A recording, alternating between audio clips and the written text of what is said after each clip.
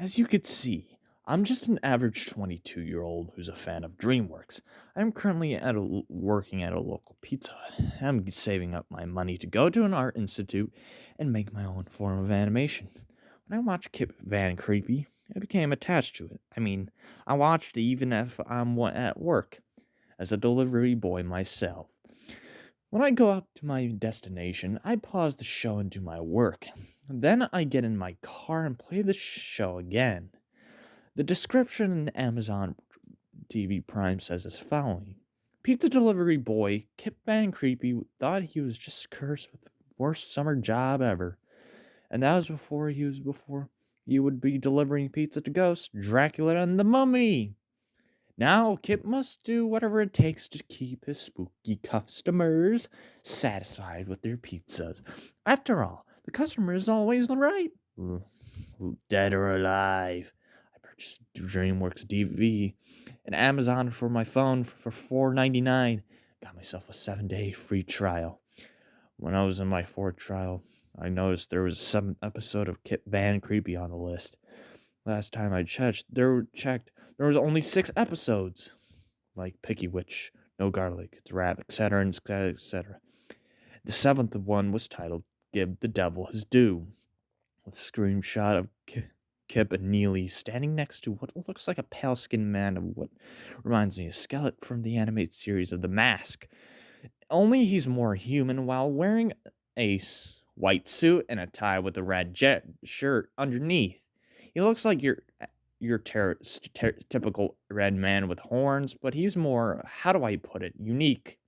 He's slim, he's sharp, and he looks somewhat with the personality of a James Bond villain.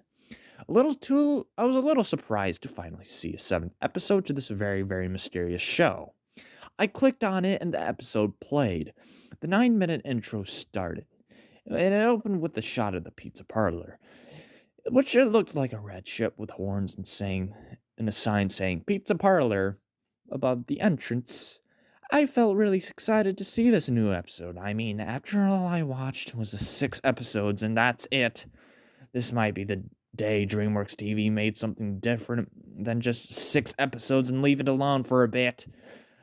The animation of the style is really awesome, too. The art style makes Hotel Transylvania as the series look as boring as Mona Lisa. The shot cuts inside of the parlor with Kip fooling around. You would expect a Neely with nothing to do. The phone rings and Neely answers it. The caller is anonymous, but the usual voice behind the phone was inaudible with a cartoonish fashion. By this point on, Neely's face grew up the point of the surprise and shock. She immediately writes down the obvious orders, and she ends the call there. By then, a wide grin was on her face, and she looks like she's in disbelief in a good way. And Kip appears next to her, asking if her boyfriend called her out on a date. She tells him that her father's boss, Satan, is on a business trip to Kip's hometown and needs the boy to deliver to 696 Kingston Avenue right away. And of course, when it comes to stuff like this, it's a no-brainer that it will win being either cliched or some random story made by some random troll. But I shit you not, when Neely said the devil himself ordered a pizza, currently a business trip to Kip's hometown. Neely also warned Kip if they mess this up, her dad will get fired, and Kip will wind up having his soul be forever trapped in hell for all eternity. And thank God they call it the underworld because of the censors. Neely brings the orders to the cook, who's a blue ogre-like monster with a brown beard and a chef's hat. And she mentioned that Satan wants this right away. The cook's usual grumpy nature turns into shock as well. You could actually hear it in his voice as well. I remember the conversation well. It went something like this. Oh, wait, you say that's Satan? You wanted this order? Yes, he said it wants it right away. Oh, you mean the leader, the boss? Big Kahuna. Yes, and yes. Great jumping jack-o'-lanterns. I didn't know what the big guy called. Did you know his Did you get his number? I want to job working for him instead of this grease trap. Uh, did you try dialing 666? Very funny, Neil. I'm serious. His phone number is nothing but sixes. I know it doesn't make any sense, but it's true. Alright, I guess does make sense. I'm gonna make the pizza and make sure the boy doesn't cause any. When he was about to finish his sentence, a stock crashing noise came from the lobby. The cook muttering, "Trouble." Neely flies over to Kip, who's laying on the floor surrounded by broken glass. A broken vending machine is present along with the skateboard.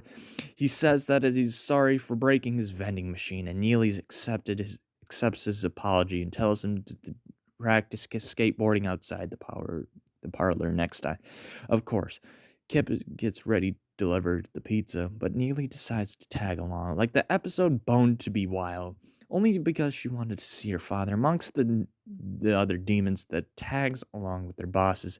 They set off the 696 Kingston Avenue to only get it stuck in traffic. Other people look at Kip and Neely with the confused looks. Even a trucker asks Kip why his so-called little sister dressed up in a costume. Are they seriously that stupid to see the difference between a girl in a costume and an actual monster? Anyway, throughout the episode, they run into some predicaments, as you expect with a few gags, till they finally make it to the place and see a building, but not a decrepit building, not an ominous building, but a normal building. They enter inside and see normal humans wearing business suits, and they enter an elevator and they go down to the boiler room there. They see a slew of demons lurking around in the darkness. Two demon guards walk up to the two main characters and Neely asks them if they speak to Satan. They take them to him. He looks like the character I described earlier, but the devil is much more whimsical and much more creative than with his evil nature. He looks like the genie from Aladdin. Breaks the fourth wall. He could do impressions, just enjoyable to watch. Besides, does have a few magic tricks with Kip, like pull a large centipede out of the boy's ears, turning Neely into a beautiful girl wearing a tank top and some shorts. Of course, Kip approves, unlike Neely, and shapeshifts into various animals and people for his own amusement. He could change his voice whether he's doing impressions or whenever he feels like it. Was proven correct when he prank calls the cook, who was doing a risky business scene with Bob Seger's old-time rock and roll playing in the background, and uses Nolly's voice to tell him that they've run into some quote-unquote bad luck on the way there. So this ultimately makes the cook a bit happy. He continues to act like a goofball, doing cartwheels, dancing on the tables, playing loud music, and plastering a picture of the pizza parlor's founders on the wall.